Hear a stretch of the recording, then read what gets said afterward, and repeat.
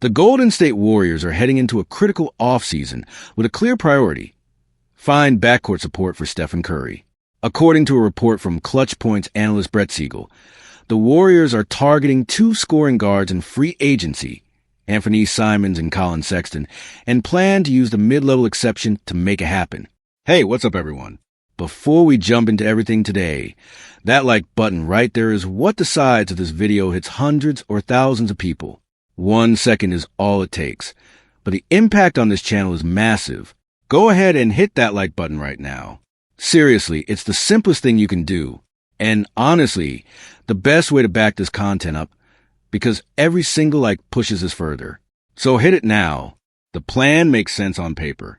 Curry, who turns 39 in March 2027, cannot carry the offensive load alone.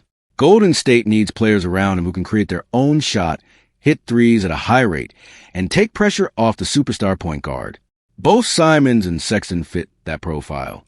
Simons, 26, appeared in 55 games last season, primarily off the bench for the Boston Celtics.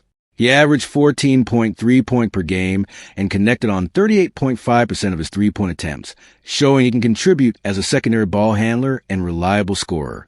His ability to get buckets in isolation and off the pick and roll will provide the Warriors with something they clearly lacked last season: another guard who defenses have to respect when Curry is off the floor. Sexton, 27, had a strong year split between the Charlotte Hornets and Chicago Bulls, finishing with 15.4 points per game across 68 appearances. He shot an impressive 40.1% from three, ranking among the league's better marksmen at his position. Like Simons, Sexton is a three-level scorer who can attack the paint, pull up from mid-range, and knock down open looks from the perimeter. His age and shooting efficiency make him an appealing target. Both players are in their primes, and both will likely draw interest from multiple teams this summer. That creates a real question for Golden State. Which version of the mid-level exception can they actually use? There are two relevant options. The taxpayer mid-level exception comes in at around $6 million, probably not enough to land either Simons or Sexton on the open market. The non-taxpayer mid-level exception, worth approximately $15 million, is a far more attractive tool. But to access it, the Warriors would need to keep their total payroll on the first apron threshold of roughly $209 million for the 2026-27 season. Once they use it, the team would be hard capped at that same figure. One key variable in that equation is Draymond Green. The veteran forward holds a player option worth $27.7 million. If Green declines that option and renegotiates at a lower annual salary, it would create meaningful financial flexibility for the front office to operate below the apron and gain access to the larger exception. The Warriors' interest in two guards also tells a story about their draft strategy. Golden State holds the 11th overall pick in the upcoming draft, and with free agency potentially covering guard depth, the team is expected to use that selection on a wing. The roster desperately lacks size and versatility on the wing, particularly players standing 6'4" or taller. Currently, Guay Santos is the only healthy player on the roster above that threshold. Among the wing prospect available in that draft range, Yaxel Lendeborg stands out as the most natural fit. The 6', 8.75 forward projects well at both the 3 and 4 positions, offering the positional size the Warriors need and a two-way skill set worth developing. If Lendeborg is unavailable or not as high on Golden State's board, options like Braden Burries and Cameron Carr also present interesting cases. Burries at 6 foot, 3.75, may lack ideal positional size, but could be the best overall player still on the board at 11. Carr measures 6 foot, 4.5 with a wingspan of 7 foot, 0.75, giving him the physical tools to guard multiple positions. The overarching strategy is becoming clearer. Use the draft for wing development and free agency for guard scoring. If the Warriors can pull off both moves cleanly, they would enter 2026-27 with improved balance around Curry, a younger, deeper roster capable of keeping up in a Western Conference that has grown increasingly competitive. It is also worth noting that the Warriors' need for backcourt scoring goes beyond just box score production. Last season, opposing defenses routinely sagged off Golden State's guards and dared them to beat Curry one-on-one. Adding a guard who can reliably score in isolation or in pick-and-roll situations forces opposing coaches to make more difficult defensive choices and creates more breathing room for Curry to operate. Simons and Sexton are both capable of filling that role. Of the two targets, Sexton may be the more realistic fit in terms of style. He is aggressive in the paint and thrives in pick-and-roll volume, a staple of the Warriors' offense under Steve Kerr. Simons brings more shot creation off the dribble and has experience alongside a primary ball handler, which should translate well in Golden State's system.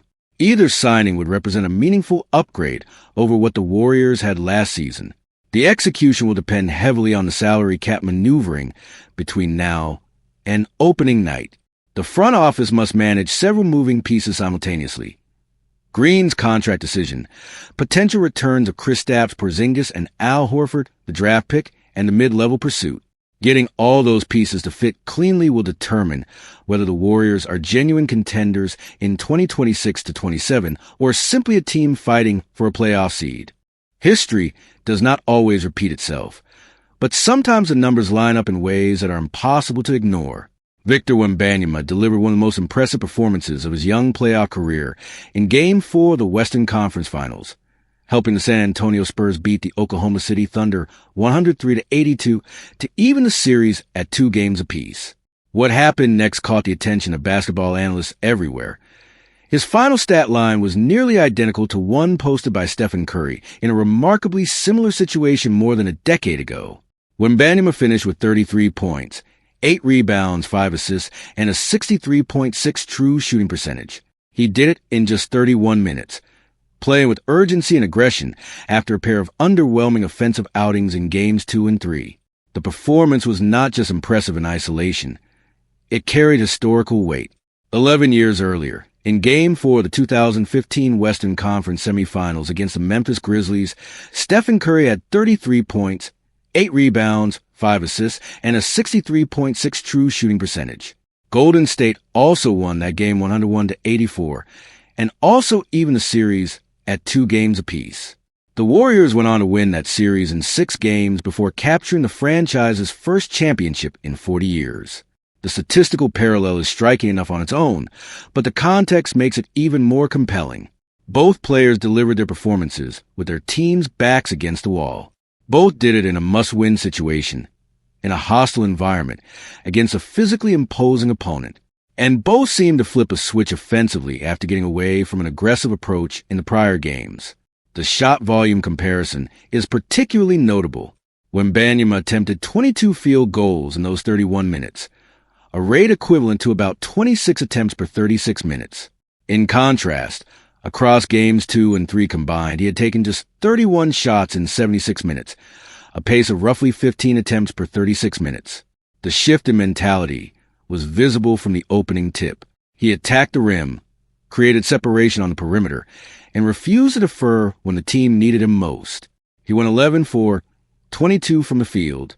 Curry also finished 11 for 22 in his landmark Game 4 against Memphis.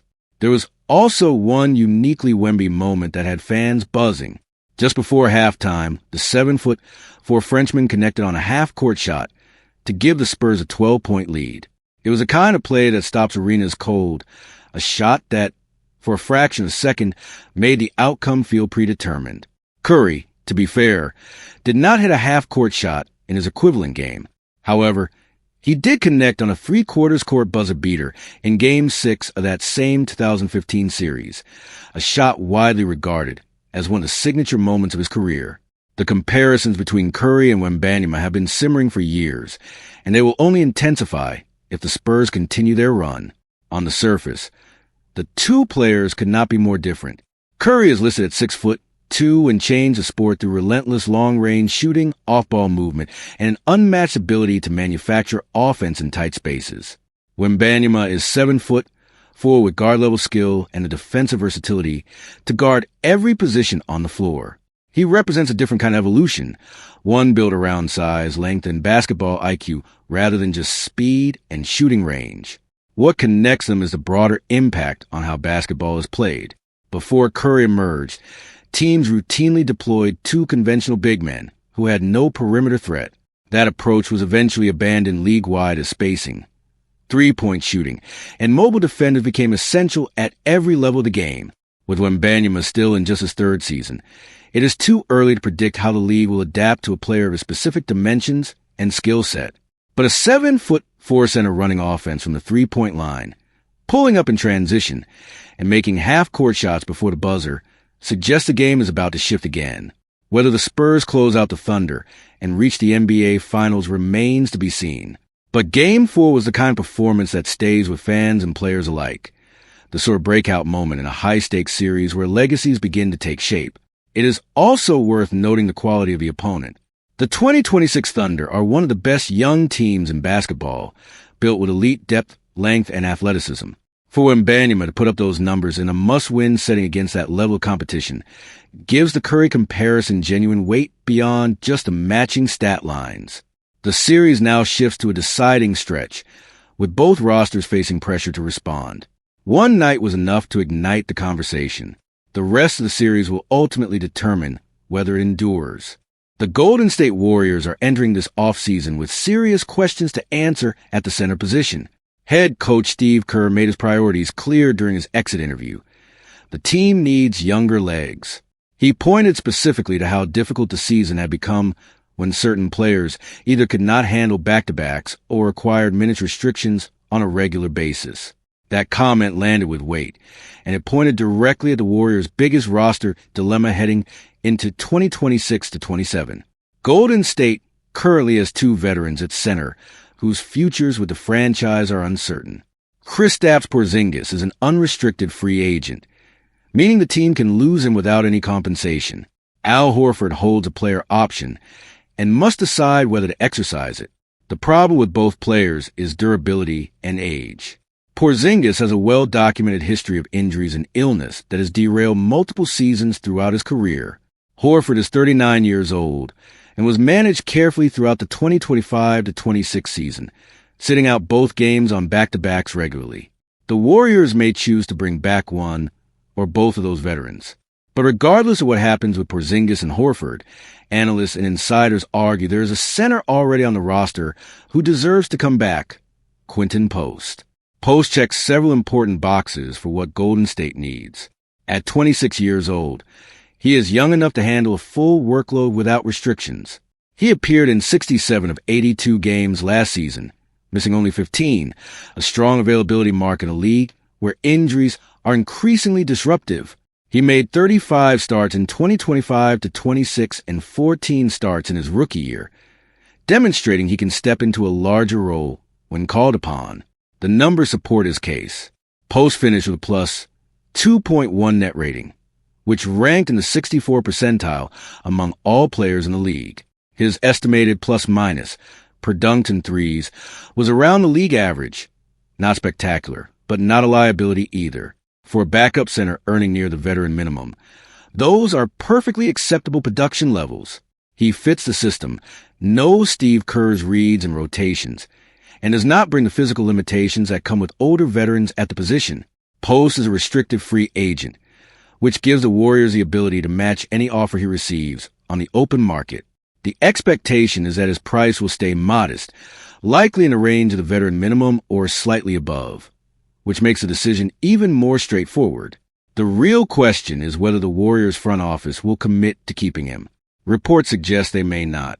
According to The Athletic's Nick Friedell, the probability of the Warriors re-signing Post sits at just 15%. The implication is that if Porzingis and Horford both return, the team may simply not have a roster spot or the financial appetite to retain a third center. That logic has merit from a numbers standpoint, but ignores the practical reality of an 82-game season. A three-man center rotation is not a luxury. It is a necessity. Over the course of a full season, injuries happen, fatigue accumulates, and back-to-backs demand roster depth. Relying on just two centers, both of whom have durability concerns, is a risky approach regardless of how talented those players might be. Post familiarity with the system adds value that does not show up in any stat line. The alternative options on the free agent market tell a similar story. Available centers this summer include veterans like Nikola Vucevic, Andre Drummond, Jusuf Nurkic, Mitchell Robinson, Robert Williams III, Zach Collins, and Jock Landale. Most are older than Post. Most would likely command more money, and several will be a poor fit in Golden State's space-independent offense. Drummond, Robinson, and Williams have virtually no three-point range, which creates problems when paired with Draymond Green. Post, despite shooting just 33.6% from three last season, has a stronger career three-point percentage on higher volume than both Collins and Landale. The Warriors should bring him back.